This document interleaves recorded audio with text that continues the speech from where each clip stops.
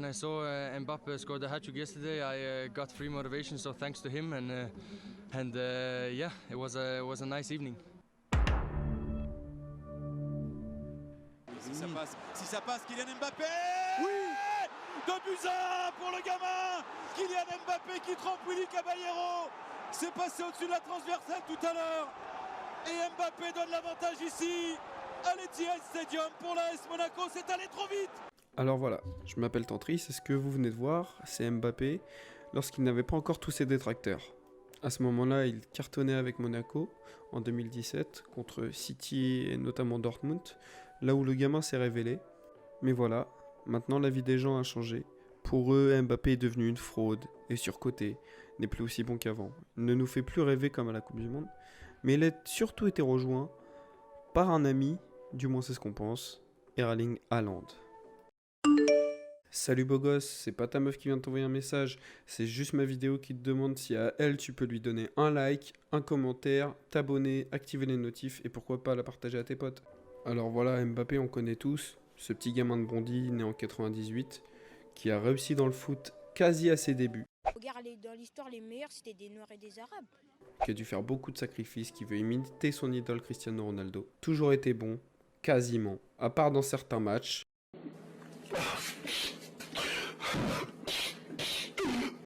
Voilà, après cette légère désillusion en finale de Coupe d'Europe face au Bayern Munich où le Paris Saint-Germain a perdu 1-0, Mbappé a eu énormément de critiques face à cette occasion ratée où il est clairement tout seul devant le but, il a mis des buts beaucoup plus durs que ça dans sa carrière, on peut se souvenir de l'Argentine ou même contre la Croatie, etc. Il a eu des occasions beaucoup plus dures à mettre et il les a réussi en étant plus jeune. Qu'est-ce qui lui manquait? On ne sait pas. Personne ne saura, dans tous les cas c'est le passé, mais suite à ça, on a pu voir une baisse de performance, que ce soit en Ligue 1 ou même de manière générale avec le Paris Saint-Germain, sauf un soir de 16 février 2021 contre le FC Barcelone où Mbappé viendra inscrire un triplé. Ça n'était jamais arrivé depuis Andrei Shevchenko. C'est juste incroyable. Et ce soir-là, Kylian Mbappé a fait taire beaucoup de monde. Bonsoir Paris. Oh, that's hot. That's hot. Dans mon histoire, il y a un deuxième personnage, Erling Haaland, 20 ans. Il bat tous les records de précocité dès son plus jeune âge. Excelle en Ligue des Champions avec Salzbourg, transféré au Borussia Dortmund. Et même à Dortmund, il est toujours aussi fort. Pour résumer, Erling Haaland et Mbappé en stats, c'est ça. Alors évidemment, je ne vais pas comparer les deux joueurs sur la même période car Haaland n'a pas les mêmes années d'expérience que Kylian Mbappé. Cependant, on peut se rendre compte que c'est deux monstres, c'est deux techniciens du ballon rond. Pour Mbappé, depuis qu'il est arrivé au PSG en septembre 2017, c'est 134 matchs et 100 buts, toutes compétitions confondues. Alors évidemment, cette saison, la saison 2020-2021 n'est pas encore finie, donc il pourra encore améliorer ses stats. Mais à l'heure où je tourne cette vidéo, c'est quand même 134 matchs et 100 buts. C'est quand même colossal. Et alors pour Erling Haaland, on a des stats tout aussi folles. Je précise que je prends les stats de sa saison 2019-2020 à Salzbourg. C'est à peu près l'année où il a été vu par la majorité du grand public. Même si je sais que certains me diront « Mais non, quand il jouait à Molde, c'était quelque chose ».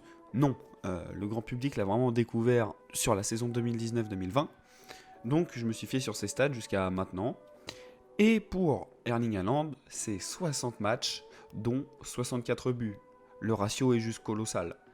Le gamin arrive à inscrire des triplés, il peut marquer dans toutes les positions, on sait que c'est un finisseur dès qu'il est tout seul devant le but. 90% du temps ça finit dedans, et même quand ça finit pas dedans, il fera tout pour que dans le match, il arrive à inscrire son but.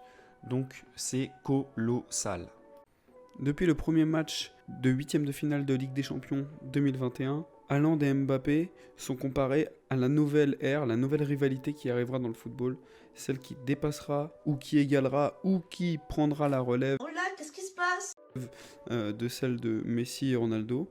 Alors pour ma part, mon avis, mon simple avis de petite personne, ce n'est pas bien de faire ça, car Messi et Ronaldo sont réellement. Au fil des années, on a pu le voir, des extraterrestres. Quand Messi met 91 buts dans une seule année civile, lorsque Ronaldo déclenche des triplés pour faire des remontadas, même quand il était avec la Juventus et quand il était avec le Real Madrid, toujours à sauver son équipe, toujours à porter son équipe. Messi c'est pareil, on le sait depuis maintenant super longtemps, même s'il se mange des remontadas et qui des fois il se fait un peu botter les fesses, on va le dire, eh bien il faut quand même admettre que la rivalité, que ce soit Haaland et Mbappé, n'aura jamais rien à voir avec celle de Messi et de Ronaldo. Ils étaient dans 2 clubs rivaux, la même ligue, quasiment le même nombre de ballons d'or, 6 pour Messi, 5 pour Ronaldo, 5 Ligues des Champions pour Ronaldo, 4 pour Messi.